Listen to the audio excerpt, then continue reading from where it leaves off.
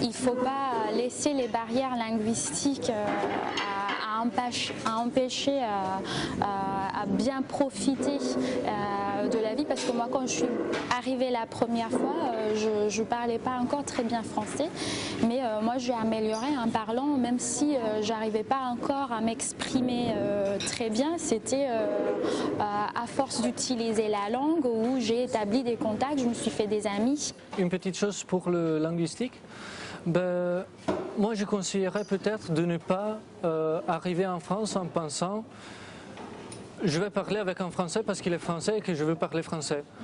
Ça, je crois que je l'ai vécu une fois en Italie avec un Erasmus. Il voulait parler avec moi parce qu'il voulait parler italien. Ça m'a gêné beaucoup parce que moi je suis une personne, je ne suis pas l'italien, je ne suis pas le dictionnaire. Vraiment essayer de vivre avec les personnes, indépendamment des relations linguistiques, ça après ça va venir en tout cas.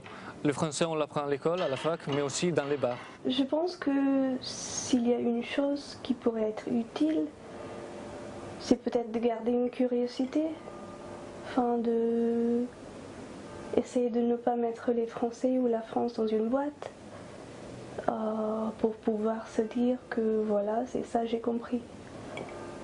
Enfin, rester un peu dans l'incompréhension.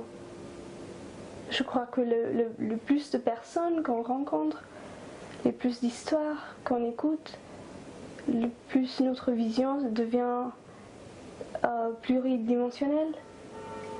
Jusqu'au moment où le mot français, ou enfin la France, le mot français surtout, ça devient qu'un mot et pas une définition, quoi.